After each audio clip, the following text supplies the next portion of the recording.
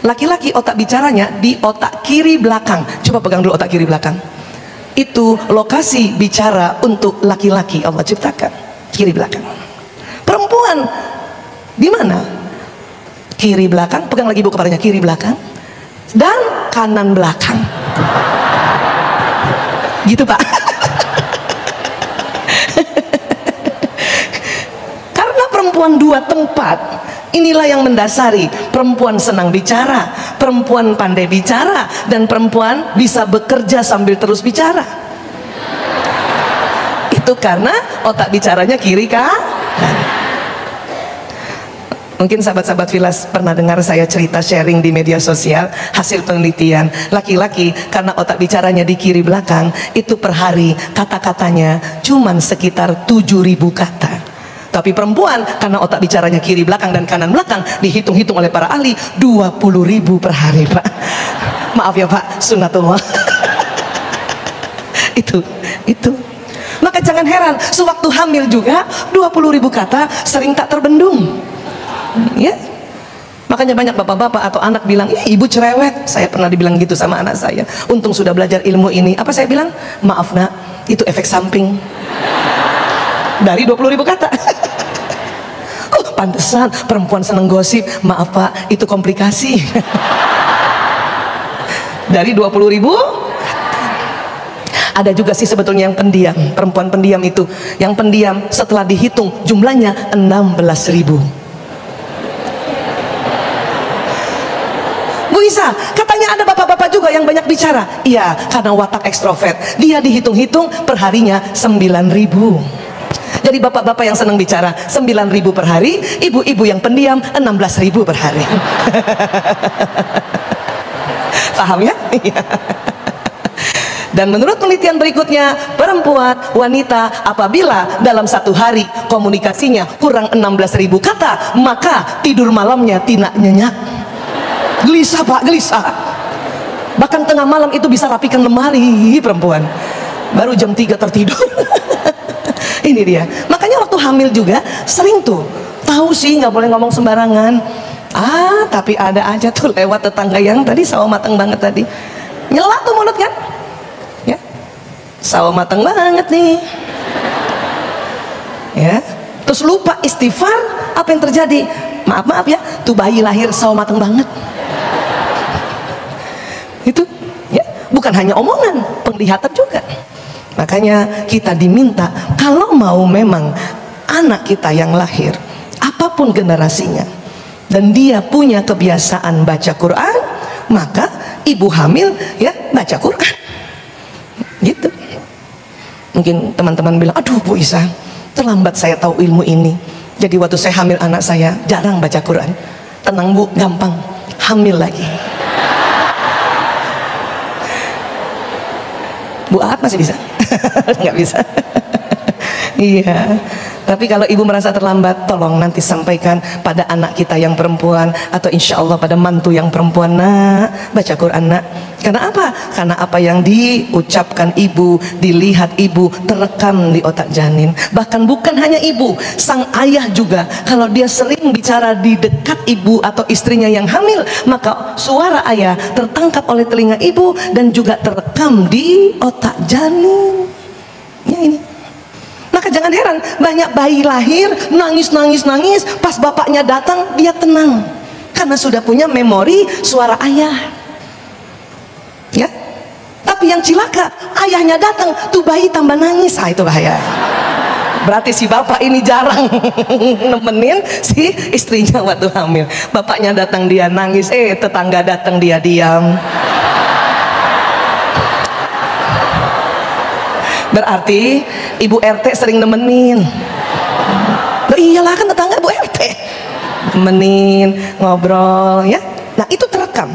Bahkan seandainya janin ini bukan anak pertama, mungkin dia anak kedua, ketiga, suara kakaknya yang sering ngomong di dekat ibunya yang sedang hamil terekam di otak ini.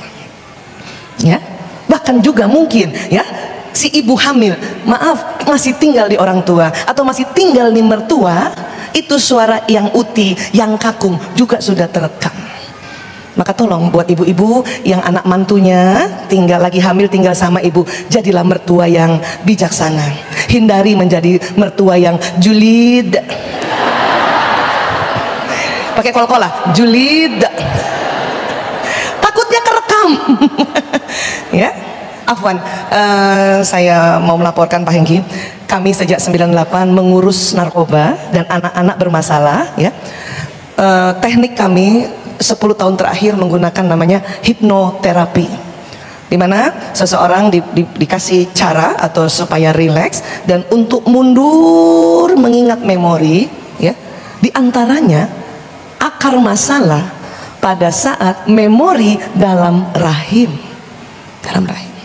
macam-macam. Kadang karena ayah yang suka marah-marah, atau ibu hamil ditinggalkan suami yang nggak jelas. Kemudian si istri tinggal di rumah mertuanya kebetulan masuk kategori julid tadi. Maka apa? Si ibu sedih, anak ikut sedih. Waktu lahir belum masalah, waktu masih SD belum masalah, SMP masalah. Kenapa? Karena SMP masa remaja didorong testosteron yang meningkat. Maka dia walaupun ibu suruh di rumah, dia kabur-kabur, Bu. Ya. Kenapa? Gelisah. Ada satu memori otak yang bikin gelisah, yang bikin sedih, yang bikin mudah jengkel. Yang cilaka, sewaktu keluar rumah pada waktu yang salah, ketemu orang yang salah, dapat solusi salah. Narkoba itu, ya, adalah zat psikoaktif, dimana kalau dipakai itu membuat psikologis seseorang, ya, merasa nyaman sementara. Jadi pada saat misalnya ketemu seseorang dikasih tahu, lo pakai cimeng dong, kan gitu. Cimeng itu ganja ya, Bu. Ya, hisap pertama batuk-batuk, pusing, mual, muntah. Itu makanya kadang anak kita tuh bisa selamat dari narkoba. Gimana caranya, Bu Isa? Saya kasih tips sedikit ya, karena kami memang bekerjanya di dunia adiksi narkoba. Ibu, sampaikan pada anak-anak, sampaikan begini. Nah, kalau kamu dikasih orang untuk menghisap sesuatu, minum sesuatu, menelan sesuatu, menempel sesuatu, atau menyuntikkan sesuatu, sekitar 10 menit, 15 menit, kamu pusing, mual, muntah, itu racun. Nah itu. Supaya anak-anak ngerti itu.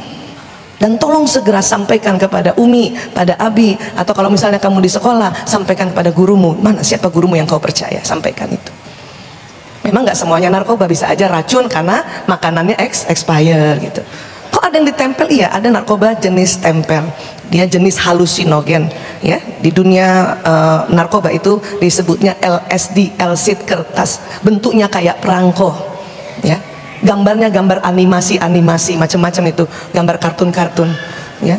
Itu kalau menemukan bandar LSD itu diajarkan anak-anak untuk robek sedikit, tempelkan di langit-langit lidah, langit-langit mulut, atau sini yang mata ini, konjungtiva. Apa yang terjadi, Bu Aisyah? 10 menit kemudian halusinasi. Apa itu halusinasi? Coba Bapak Ibu lihat kanan kiri, lihat temannya, coba lihat. Masih tetap wajah orang? Maaf ya, supaya gampang Pak ngertinya. Halusinasi, ibu waktu ngelihat wajah temannya berubah jadi dinosaurus. Nah, itu halusinasi. Paham ya, Bu? Nah, ada narkotika kayak gitu tuh, ditempel, bahkan ada yang ditempel di kulit. Maka saya sampaikan seperti itu ya. Nah, tapi buat seorang anak yang di dalam rahim ada masalah memori kesedihan, waktu dia pakai pertama memang pusing, mual, muntah. Tapi kalau besoknya dia tetap di situ, ya, maka masih pusing, mual, muntah separuh, 50%. Besoknya dia duduk lagi di situ yang ketiga nih atau keempat, oh itu bisa 100%. Dia merasakan kenyamanan dan memori yang membuat dia gelisah, kesel, jengkel terobati saat itu. Maka dia akan bilang, ini yang saya cari. Maka besok-besok dia ke situ lagi. Ya, cilakanya obat ini pada saat kita pakai sekitar 1 minggu atau 2 minggu, minggu ketiga sudah ketergantungan. Itulah makanya mengapa kalau saya seminar meminta untuk membicarakan generasi, saya selalu ingatkan ini pada saat hamil, ya, pada saat kita misalnya mendengarkan sesuatu yang bikin sedih, karena kita nggak mungkin juga untuk menyuruh orang untuk ngomong baik-baik terus, nggak mungkin juga. Melihat sesuatu yang tidak sengaja bikin kita sedih, maka cepatlah istighfar, astagfirullahaladzim, astagfirullahaladzim, supaya apa yang diucapkan itu dihapus sehingga belum sempat terekam di otak janin. Ya, nah, afwan, yang hari ini hadir ada yang sedang hamil, Bu? Ada?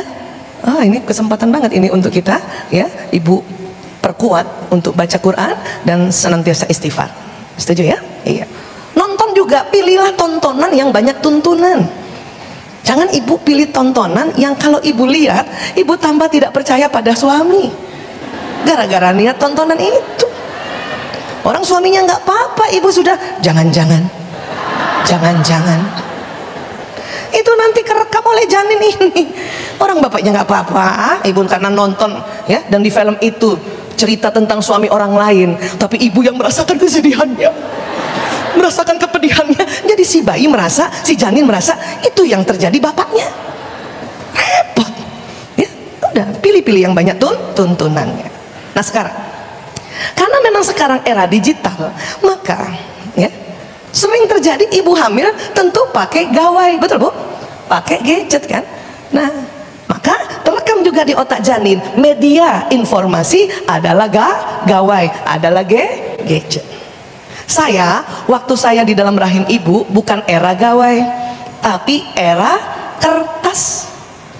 Ya, di otak saya terekam surat kabar pos kota, karena ibu saya sering banget waktu hamil baca pos kota sebagai sumber informasi yang akurat saat itu. Bukan hal yang baik-baik saja yang diterima, kriminalitas, ya, jual mobil bekas, masuk ada di pos kota itu. Makanya otak saya otak kertas pak. Jadi sekarang kalau saya disuruh, ya, Bu Isa lebih banyak pakai kertas menulis atau membacanya atau pakai gawai? Pakai kertas, karena otak saya adalah generasi kertas. Anak kita mungkin mulai yang milenial tadi, teman-teman milenial, Gen Z, apalagi Alpha, itu kan begini. Ibu ngaji, iya ngaji, tetapi pakai gawai. Bolehkah? Boleh aja, nggak apa-apa. Itu kan media. Kenapa sih orang beralih pada gawai? Karena hutan sudah mulai kurang pohonnya untuk dijadikan kertas. Makanya ada gerakan paperless namanya itu, untuk supaya kita tidak banyak menggunakan kertas. Makanya pakai gawai. Baca Quran dari gawai boleh. Bahkan enaknya kalau baca Quran dari gawai, kita nggak tahu mahrajnya, tinggal pencet sound, nyala dia, nyala sendiri. Jadi nggak masalah, nggak apa-apa, ya, nggak apa-apa. Cuman harus ngerti kenapa anak sekarang apa-apa yang gadget, apa-apa itu harus ngerti dulu supaya kita tidak usah membanding-bandingkan dengan era kita dulu.